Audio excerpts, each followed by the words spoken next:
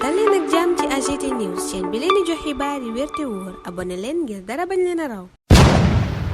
AGT News daleen ak jàmm mbokki internet yu AGT News Ousmane Sonko dafa am benn dimension internationale boo xam ne jamono ji daf koo daal di jël vidéo wam ba ca France 24 moo ko daal di gën a confirmé àdduna wërngal képp nag ñëpp di ko daal di waxtaanee daa am lu ko waral ñu teewlu explication yi nga xam ne Ngagne Demba Fall daal dina ko ciy def bu ñu noppee dikkaat ci suñu jàngat AGT News.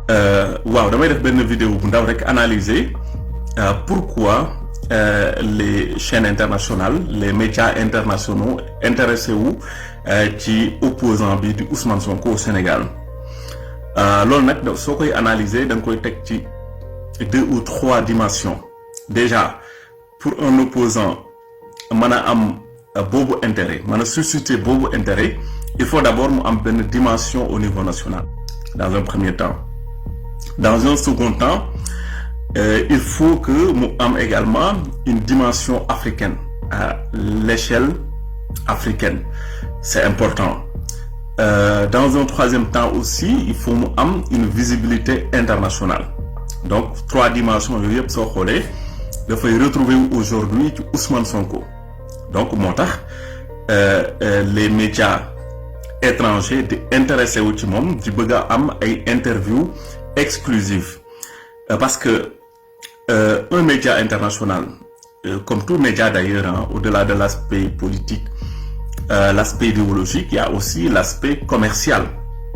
donc li leen intéressé mooy li intéressé seen ay téléspectateurs donc puisque opposant bi au niveau africain puisque c'est des médias soo jëlee France 24 RFI BBC yooyu yëpp c'est des médias yoo xam ni ils ont une dimension africaine donc ils sont beaucoup plus suivis en Afrique donc du Sénégal rek moom moo leen intéressé donc interviewer Ousmane Sonko bokkul ak nga interviewer un Khalifa Sall bi nga xam ni c'est un opposant qui n'est pas très bien connu en Afrique donc ñi ci intéressé wu peut-être c'est juste les Sénégalais bokkul aussi nga jël n'importe quel opposant au Sénégal nga def ak moom interview parce que aura bi muy am ak visibilité bi muy am du bokk voilà bokkul ak nga jël un homme politique comme Ousmane Sonko depuis les événements de 2021 le monde quand même a découvert un homme politique d'une dimension internationale donc ba médias yëpp à travers le monde est intéressé wu ci moom donc un homme politique bis boo demee ba toll foofu surtout un opposant en Afrique du yow yaay daw di wuti les médias internationaux ñoom ñooy daw pour décrocher ay interviews parce que tu fais vendre tu es un produit une marque qui fait vendre soo jëlee France 24 su defee une interview ak Ousmane Sonko le nombre de vues mi am bokkul ak n'importe quel opposant boo xam ni en Afrique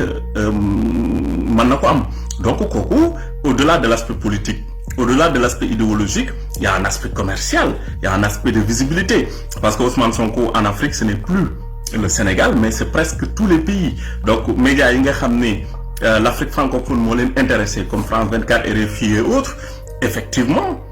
dañuy bëgg décrocher interview ak Ousmane Sonko donc pour l'Afrique anglophone également pareil parce qu'aujourd'hui Ousmane Sonko est l'un des rares opposants de l'Afrique francophone qui est connu au niveau de l'Afrique anglophone donc même aujourd'hui les médias comme BBC Al Jazeera dañuy intéressé wu effectivement ci Ousmane Sonko parce que dañu am des téléspectateurs yoo xam ni effectivement ils reconnaissent l'opposant et qui seraient forcément intéressés par ses propos ak li muy wax parce que dañ ciy gis seen bopp parce que xam nañ ko ak dimension bi mu am même au niveau international aujourd'hui quand on parle des États-Unis quand on parle de l'Europe quand on parle également de l'Amérique des chaînes comme CNN dañuy intéressé également parce que ñoom aussi am nañ une volet am nañ autant pour moi un volet africain boo xam ni CNN Afrique effectivement ils ont un public ils ont des téléspectateurs yoo xam ni am Ousmane Sonko en exclusivité daf leen di intéressé aussi donc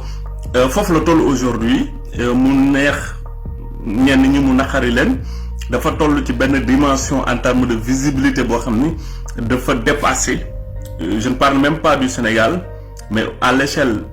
au niveau africain dafa dépasser tous les opposants tous les hommes politiques voilà actuellement donc moo tax quand je vois muy def ay interview wala yeneen chaînes yi di susciter wala bëgg ay interview man duma jaaxal parce que dama naan au-delà